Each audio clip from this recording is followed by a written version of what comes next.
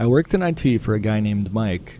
Every year he puts on this huge conference that brings world leaders and billionaires together, and they call it the Global Conference. We would rent out pretty much all of the Beverly Hilton for a full 7 days. I heard a couple people talk about Merv Griffin, the game show creator. He bought the place in the 80s and loved to hang out there after he retired.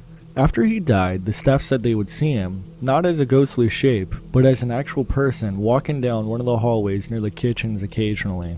Ultimately though, the cleaning staff was terrified of the 8th floor. It's not a tall hotel, and 8th floor was a party type room. It was a medium-sized banquet type area with a low ceiling. It has a bathroom and a view of Beverly Hills with rounded red leather couches. There is a curved bar and glass tables with razor blade marks on them from the copious amounts of cocaine that had been chopped up for the consumption. The story goes that there was a lady that would go up there and clean the place by herself after the parties were over.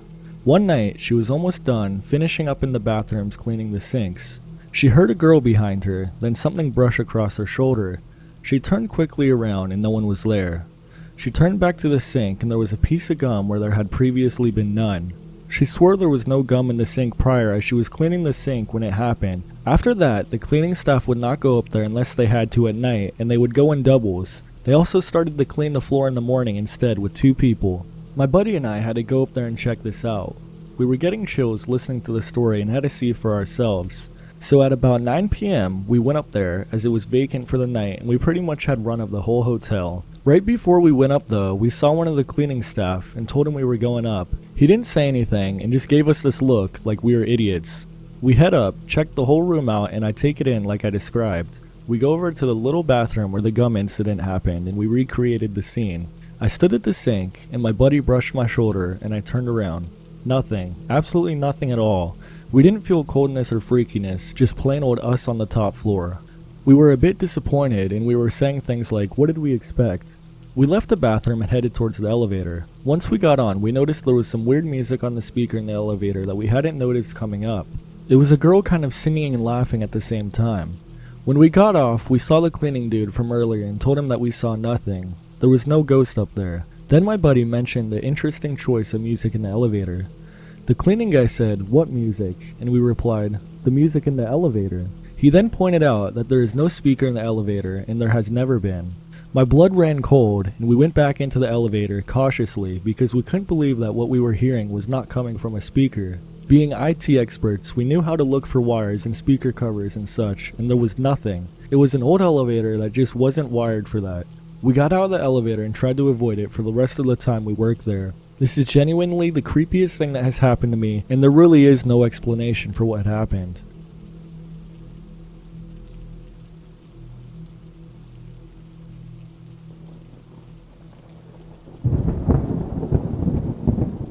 I worked at 2 separate hotels and had very creepy experiences at both. The first one, I very briefly worked night shift for a small hotel that's old as dirt.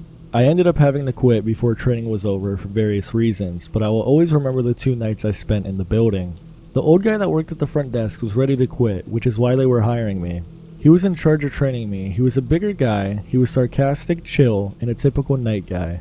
He gives me a while to settle in, then he starts breaking out the creepy stories. He tells me all kinds of stories, from stuff in the kitchen being thrown at him, to voices in the hallways, etc. I'm not unsettled because I figured he's just hazing the new guy, so I take it all in with a grain of salt. Later in the night, it's time to go stuff all the zip out receipts under the doors upstairs, so I take half the stack and head to the staircase. As I open the door to walk in, I hear a woman's voice behind me ask, "Long night, huh?" I turn around to respond, and there's not a soul there. I was absolutely freaked out. I told the guy what had happened, and he informs me that the stairwell is one of the most active places in the building, and housekeepers have been whispered to, poked, and even shoved on those stairs. A couple years later, I finally ditch my day job and pick up an overnight security position at a shiny brand new hotel. Believe it or not, this was right down the street from the first one. In fact, the place is so brand new that it's literally a construction zone and hard hats are required. For the first portion of the job, I was with all the other first wave hires cleaning upstairs rooms and moving shelves and supplies to the floors. Eventually, the hard hat restrictions are removed, but the place is still basically a warehouse. Stone floors without finished tiles, no carpet in most places, restaurant is a skeleton of a building, exposed wires and insulation in a lot of places, etc. Winter was settling in and they started having issues with homeless people breaking in overnight and hiding out, sleeping in the building. So they decided it was time to put me on overnights. I was completely alone by myself in an 11-floor, 330-room hotel. The first few nights, I stuck mostly to the lobby area since the hobos were mostly getting into the stairwells and locker rooms. Bear in mind that this is not an armed position. I'm not allowed to carry anything resembling a weapon. So I have a radio with nobody on the other end, a knockoff mag light, and a cell phone to call the police if I need to. The building is pretty eerie at night, but I do my job diligently. This is when the weird stuff starts going down. As I'm pacing the lobby area, I start hearing some weird noises. Stuff shuffling around, the occasional footstep, things falling, etc. Most of the activity seems to be centered around the restaurant area, which I hate because it's the least finished and the most labyrinth looking. They had all the tables and benches set up in such a way that between those, the bar, and the hanging wires and bits, it was hard to see most of the room from any point. I figure there's a homeless person sneaking into the kitchen because the side door wasn't properly set and didn't lock. In fact, most of the ways in and out of the hotel didn't properly lock, and I had no key. Naturally, I creep my way over there through the lobby and peek inside. There's a shadow of a person, tall, kind of thin, standing on the other side of the bar. I can barely make out his outline because it's dark outside, and the lights in the restaurant weren't functioning, but I can still see him there. I pull out my light, walk in and ask, "Who is in here? The building's closed." The shadow dips behind the bar quickly. I'm thinking to myself, great, now I'm in a disadvantage. I take a wide path around to the other side and it's gone. Entirely. No door open, nothing shifted, and I heard no noises. There's only one way back into the hotel and it was behind me, so there's no way it could have reached without being seen.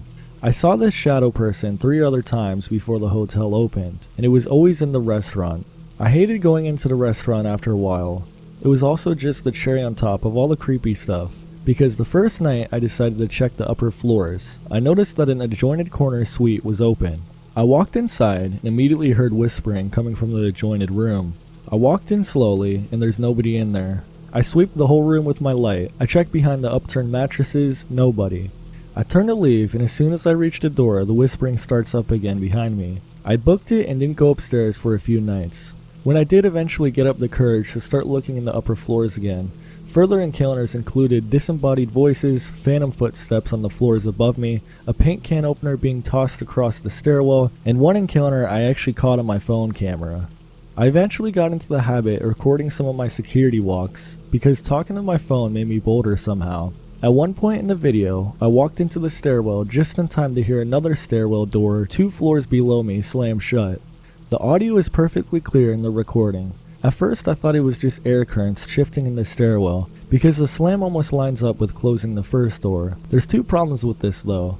Firstly, I was unable to get this to happen again, under any circumstances I tried, even through repeated attempts. Second, the doors open into the stairwell, meaning the air would have pulled the door open rather than forcing it shut. Additionally, these are heavy doors with self-closing mechanisms on the top. They don't hang open by themselves, and are a real pain to prop open. By the time the hotel actually opened, I'd had 2 separate encounters where I could hear a large number of voices speaking upstairs in one of the conference rooms on the 2nd floor.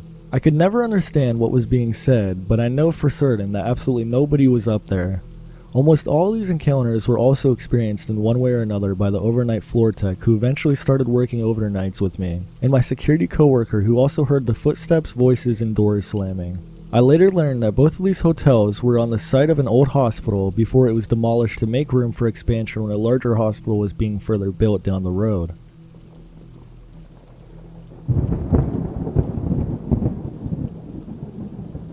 I worked in a hotel that a lot of employees thought was haunted. Everyone had stories, but this one happened to me. We were finishing up a big event on Halloween, and we were in the back of the hotel putting away tables and chairs.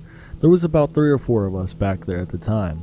The hotel was next to a large apartment building, so there was an alleyway in which we could for the most part see just about everything that would come up or down it. There was really no way to get out of that alley unseen, but it was maybe 3 feet below the parking lot where we were standing. There was a 3-foot tall metal fence before the alleyway, and the only thing blocking any portion of the alleyway view was a tree and a medium-sized generator. So we're putting away the tables and we look to our left and see what looks like a homeless lady. She was walking very slowly in front of us, entering our view from the left. She was wearing pink Ugg boots and a dirty old skirt that went down to her knees. The weird part is that no one saw her face because she was holding up a blanket around her head.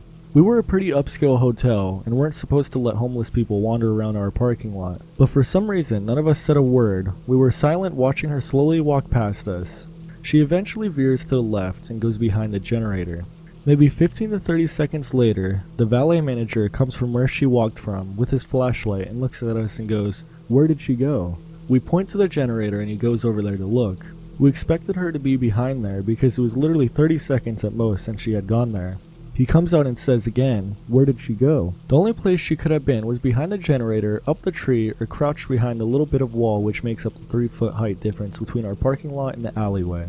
She was gone, completely disappeared. She would have had to run at least a 4.3 40-yard dash while crouched below 3 feet and make no noise to be able to sprint out of there without us seeing or hearing her. We checked everywhere and she was nowhere. We were all confused, it was impossible, and there were 5 grown men who witnessed it. I usually walked or rode my bike to work, so I was pretty familiar with most of the homeless people who would congregate in that area, and I had never seen anyone like that or ever saw anyone like that ever again. It's not that scary of a story, but this was the most unexplainable occurrence I've ever had.